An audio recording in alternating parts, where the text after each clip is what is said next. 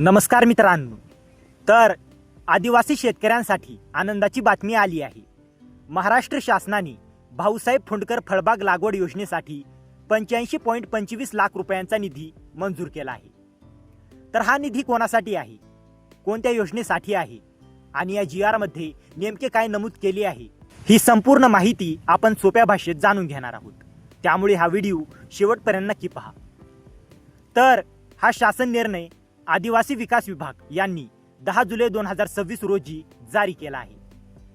तर या GR मध्ये नेमके काय आहे, तर या GR नुसार आदिवासी घटक कार्यक्रमांतर्गत सन 2026-27 या आर्थिक वर्षासाठी भाऊसाहेब फुंडकर फळबाग लागवड योजनेसाठी निधी वितरित करण्यास शासनाने मंजुरी दिली आहे। तर किती निधी मंजूर, तर या योजनेसाठी एकूण 500 लाख रुपयांची अर्थसंकल्पीय तरतूद असून त्यापैकी 85.25 लाख रुपये या शासन निर्णयाद्वारे वितरित करण्यात आले आहेत। तर हा निधी कोणासाठी, तर हा निधी आदिवासी घटक कार्यक्रमातील पात्र लाभार्थ्यांसाठी राबविण्यात येणाऱ्या भाऊसाहेब फुंडकर फळबाग लागवड योजनेच्या अंमलबजावणीसाठी उपलब्ध करून देण्यात आला आहे।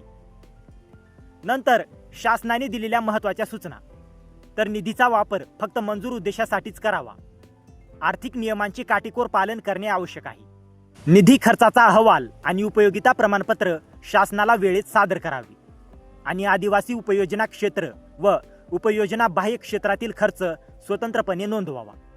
नंतर महत्त्वाची बाब, तर या GR मध्ये नवीन अर्ज सुरू झाल्याची किंवा लाभार्थ्यांची नवीन यादी जाहीर झाल्याची माहिती नाही।